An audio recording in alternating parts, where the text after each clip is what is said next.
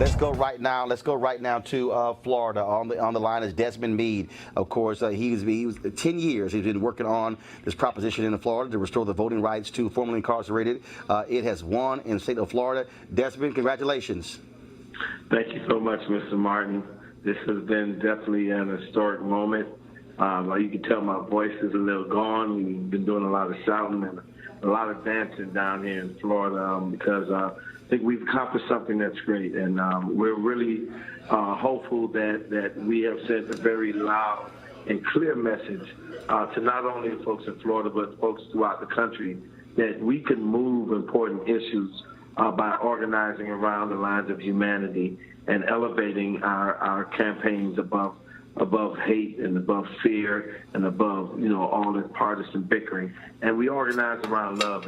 And tonight we got over 5 million votes of love that have now created a more inclusive democracy in Florida. What was the percentage of the vote there? Because you needed 60%. What was the percentage?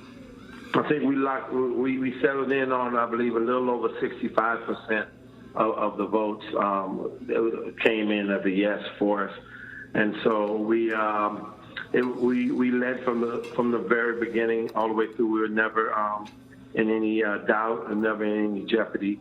It was just solid across the board. And when you look at the different counties, we see that we got the majority in every single county except maybe 3 or 4.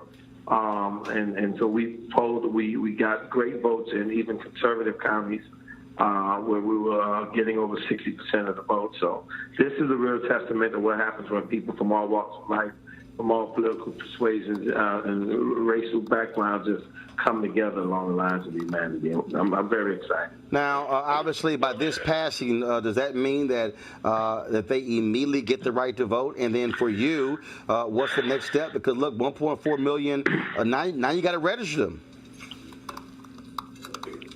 Yeah. So what this means now is that. And I'm not entirely clear on the process right now. Actually, Desmond, hold on. Desmond, hold on 1 second, guys in the control room. If you can go to my computer, please. Andrew Gillum is speaking in Florida. Can you please go to my computer?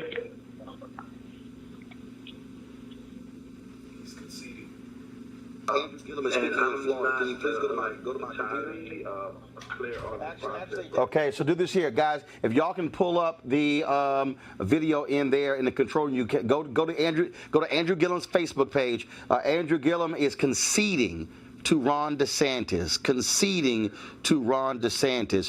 That is now remember, you just heard Ron Lester say that if Andrew Gillum was within 1 percentage point, within 1% in Florida, that would automatically trigger a recount. Again, I was getting text messages. Folks were saying that they were waiting to see what would happen with Broward, but what you have now is Andrew. So Desmond, please hold on 1 second. Guys, do we have the Facebook page up?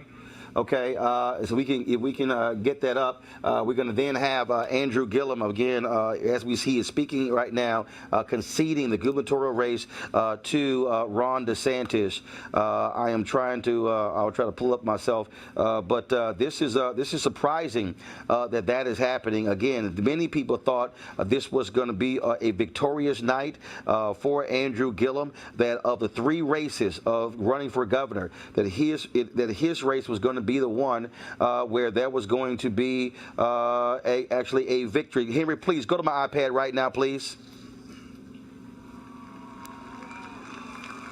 We're going to keep working. We're going to keep believing. And in all of that, I believe that ultimately we will be victorious. We will be victorious. So I want you to know on behalf of our families that we're so appreciative and thankful for you. And we want prayer. We're going to lift our great nation in prayer. And we believe at the end of the day that we, not us, but we will still have the victory. God bless you. God keep you. And God bless the state of Florida and this great country that we get to call home. Take care, everybody. Thank you.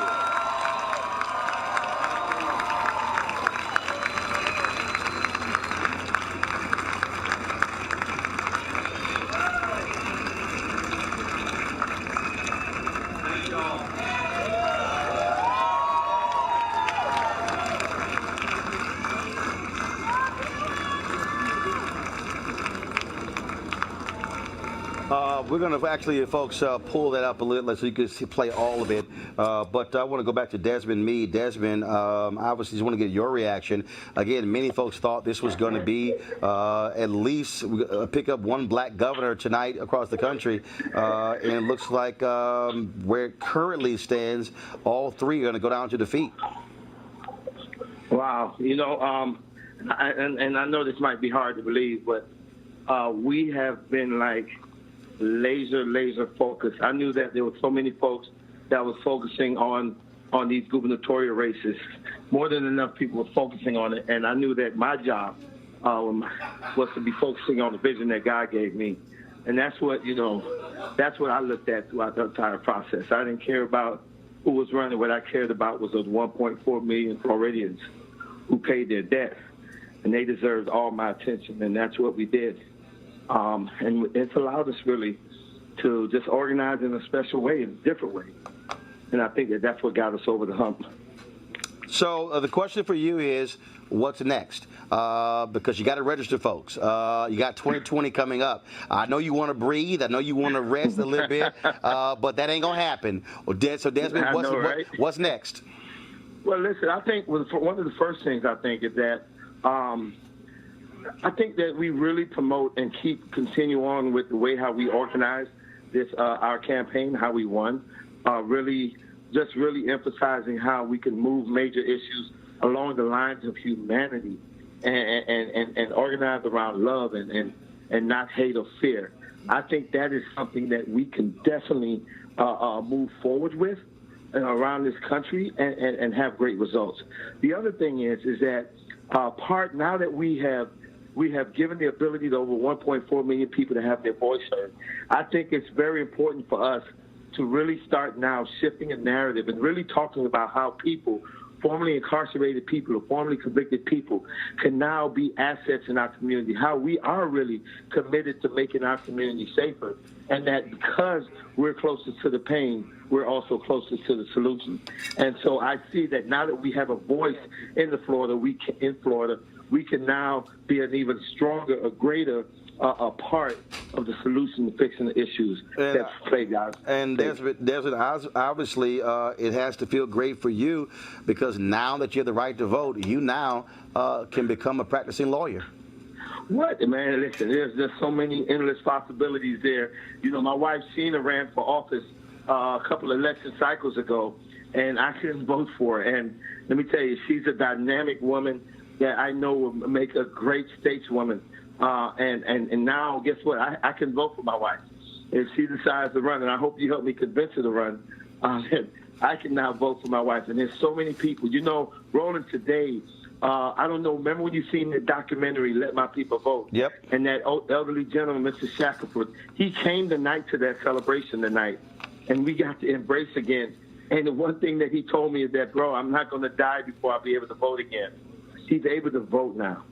And that to me, it speaks to what this campaign is all about, man. Just giving people opportunity to be a part of this country, to be a part of this democracy, to feel like a citizen again. And it's happened. It's happened. Desmond Meade, first of all, brother, congratulations to you. This has been a decade. You've been working on this for quite some time. As a result of Proposition 4 passing tonight in Florida, 1.4 million people formerly incarcerated now will have the right to vote. Roland, yes, sir. Let me say this. I hate to cut you off, but I got to say this, man. Let me tell you, Roland Martin, you played a major role in this, and I don't want that to be lost in all of the chatter that's going around. Because it's people like you, my brother, that have stood up on righteousness and seen the righteousness in this fight and said that I wanted to be a part of this and I wanted to help. That has helped us get across this hump. And I don't want that lost in anything, bro, because that's what it takes. It takes people in the industry to really step up and help support these causes. And there's so much that we can do. And so I want to just tell you from the depths of my heart and on behalf of 1.4 million people, thank you for your efforts in helping us get our voice back. I certainly appreciate that, and look, it was the right thing to do, and I'm glad to see when the call went out, when we met at Melanie Campbell's office, and I met with you and Sheena, and we were sitting there, and while folks were talking about, well, I'm gonna try this person, that person, while we were sitting there, I was texting entertainers while we were sitting there, and then of course at the meeting. So just so y'all know, we were sitting in the meeting, and Desmond was like, man, it'd be real great if we can get Jesse Williams. I'm like, I already texted him. And then, of course, the rapper Boosie and so many others, Master P, and so many others. And so it was a collaborative effort. And so, again, man, congratulations. Huge props to you, because you've been, again, carrying this baby for 10 years. And finally, it was born tonight. And so folks should thank you. And so, man, get some rest and enjoy this. Listen, let the record reflect. I didn't want to talk to any news agency until I talked to you. I wanted you to be the first one that I spoke to. And so that just shows us the level of appreciation I have for you as a human being, as a man, as a brother, as a journalist. I appreciate you, brother. Brother, I appreciate it. Thanks a bunch. And tell Sheena congratulations as well, because she's been battling health issues for the past year, and y'all been tag teaming it. So congratulations. Yeah, thank you so much. As a matter of fact, I'm just going to let Sheena say hello to you and to your listeners. Go ahead. All right. Hey, Roland. You obviously are feeling good tonight.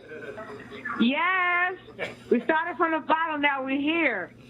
This has to be amazing, because again, you watched Desmond not being able to practice as a lawyer after getting his law degree, because in Florida they prevented folks who formerly incarcerated from even getting licenses to get jobs there. Again, going around trying to get this on the ballot, getting those signatures. And for folks who don't know, how many signatures did y'all have to get for this to even get on the ballot?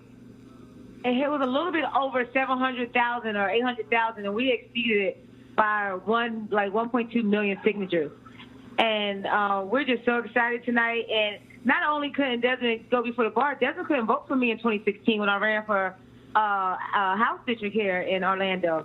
So that was a slap in the face. So that just gave us more fuel to our fire to just push forward. Because my husband should never have to be silenced from, participating in this democracy and, voting for his wife. So tonight, I'm really excited. I believe this was one of the most important things that was on the ballot, because this is going to erase past generational curses, and it's going to change generations to come. All right, then. Well, Sheena, we appreciate it. Both of y'all get some rest, take care of yourselves.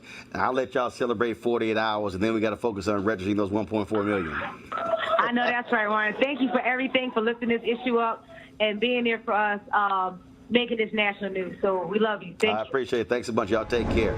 All right, folks, one of our partners here, Trans Real Estate. If you're looking for a hot new investment opportunity, I have two things I want you to think about: legal marijuana and crowdfunding.